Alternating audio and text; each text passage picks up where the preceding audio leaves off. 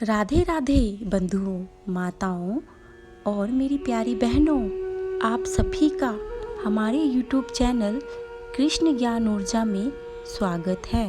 माताएं, अब तक हम 8 अध्याय सुन चुके हैं। अब हम पुरुषोत्तम मास महात्म्य कथा 9वां अध्याय प्रारंभ करते हैं। सूत जी बोली, तदंतर विस्मय से युक्त नारद मुनि ने मेधावी ऋषि की कन्या का अद्भुत वृतांत पूछा। नारद जी बोले, हे मुने, उस तपोवन में मेधावी की कन्या ने बाद में क्या किया और किस मुनि श्रेष्ठ के साथ उसका विवाह हुआ? श्री नारायण बोले, अपने पिता को स्मरण करते करते और बराबर शोक करते करते उस घर में कुछ काल उस कन्या का व्यतीत हुआ। युद्ध से भ्रष्ट हुई हरनी की तरह घबराई, शून्य घर में रहने वाली, दुख रूप अग्नि से उठी हुई भाप के द्वारा बहते हुए अश्रु नेत्र वाली, जलते हुए हथ कमल वाली, दुख से प्रति क्षण गर्म श्वास लेने वाली, अति दीना गिरी हुई सर्पणी की तरह अपने घर में सरुद्ध अपने दुख को सोचती और दुख से मुक्त होने के उपायों को न देखती हुई उस किशोदरी को उसके शुभ भविष्य की प्रेरणा से सांत्वना देने के लिए उस वन में अपनी इच्छा से ही पर क्रोधी, जिनको देखते ही इंद्र भयभीत होते हैं, ऐसी जटा से व्याप्त साक्षात शंकर के समान भगवान दुर्वासा ऋषि वहां आए। हे नारद, भगवान कृष्ण ने राजा युधिष्ठिर से कहा कि हे राजेंद्र, वह दुर्वासा आए जिनको आपकी माता कुंती ने बालपन में प्रसन्न किया था। तब उन सुपुरुजित महर्षि ने देवताओं को आकर्षित करने वाली विद्या उन्हें दी, और हे भूपाल, जिन्होंने सब देवताओं से नमस्कार किए जाने वाले मुझको भी रुक्मणी के साथ बैलों की जगह जोता। दुर्वासा को बैठाकर रथ खींचते हुए जब हम दोनों मार्ग पर चलने लगे, तब चलते चलते मार्ग में अति तीव्र प्यास से सूख गए थे तालु और ओष्ठ।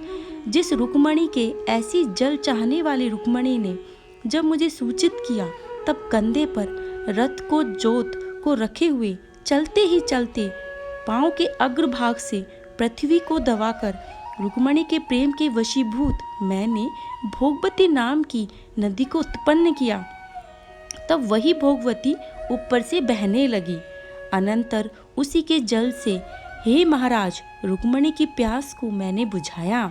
इस प्रकार रुक्मणी की प्यास को बुझता देख उसी क्षण अग्नि की तरह दुर्वासा क्रोध से जलने लगे और प्रलय की अग्नि के समान उठकर दुर्वासा ने साप दिया और बोले, बड़ा आश्चर्य है, हे श्री कृष्ण, रुक्मणी तुझको सदा अत्यंत प्रिय है। अतः स्त्री के प्रेम से युक्त तुमने मेरी अवज्ञा कर अपना महत्व दिखलाते हुए इस प्रकार से उसे पानी पिलाया, अतः तुम दोनों का वियोग होगा। इस प्रकार उन्होंने शाप दिया। हे युधिष्ठिर, वही यह दुर्वासा मुनि है, साक्षात रुद्र के अंश से उत्पन्न, दूसरे काल रुद्र की तरह महर्षि अत्रि के उग्र तपरूप, कल्प वृक्ष के दिव्य फल, पतिव्रताओं के सिर के रत्न, अनुसूया भगवती के गर्भ से उत्पन्न अत्यंत मेधा युक्त दुर्वासा नाम के ऋषि, अनेक तीर्थों के जल से भीगी हुई जटाओं से भूषित सिर वाले, साक्षात तपोभूमि दुर्वासा ऋषि को आते देख कन्या ने शोक सागर से निकलकर धैर्य से मुनि के चरणों में प्रार्थना की। प्रार्थना करने के बाद जैसे वाल्मीकि ऋषि को जानकी अपने आश्रम में लाई थी, वैसे ही वह भी दुर्वासा को अपने घर लेकर आई। अर्घ्य पान, विविध प्रकार के जंगली फलों और पुष्पों से स्वागत के लिए आज्ञा लेकर आदर पूर्वक पूजन कर तदंतर हे राजन, वह बाला बोली। कन्या बोली, हे महाभाग, हे अत्रि कुल के सूर्य, आपको प्रणाम है। हे साधु, मेरी अभाग्य के घर में आज आपका शुभागमन कैसे हुआ?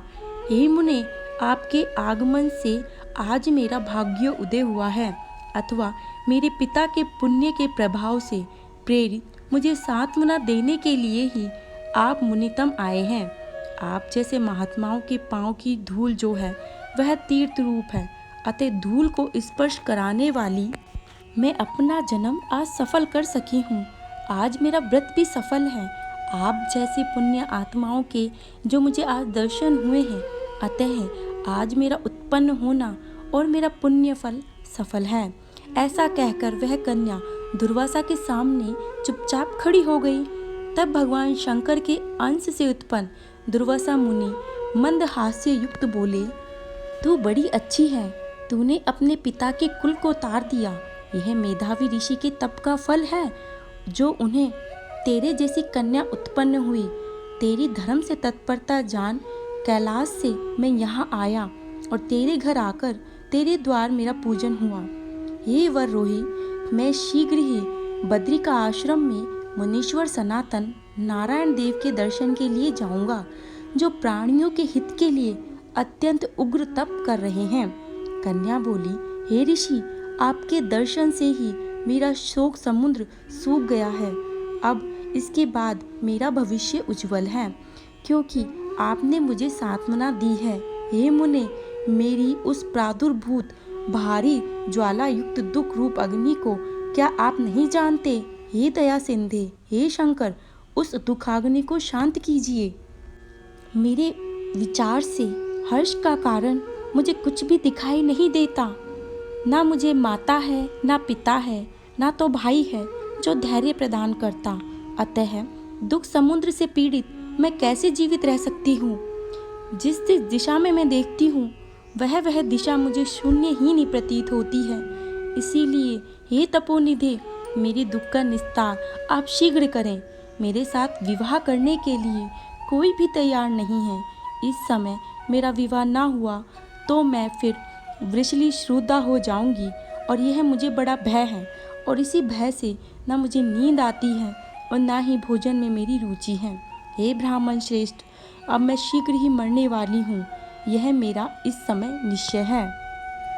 ऐसा कहकर आंसू बहाती हुई कन्या दुर्वासा के सामने चुप हो गई। तब दुर्वासा कन्या का दुख दूर करने का उपाय सोचने लगे। श्री नारायण बोले, इस प्रकार मुनि कन्या के वचन सुनकर और इसका अभिप्राय समझकर बड़े ही क्रोधी मुनिराज दुर्वासा ने उस कन्या का कुछ हित विचार पूर्ण कृपा से उसे देखकर सारभूत उपाय बतलाया। इत्त श्री बृहन्नारदीये पुरुषोत्तम मास महात्म्य नवम अध्याय। विष्णु भगवान आप सभी की सारी मनोकामनाएं पूरी करें और आप सभी स्वस्थ रहें। राधे राधे।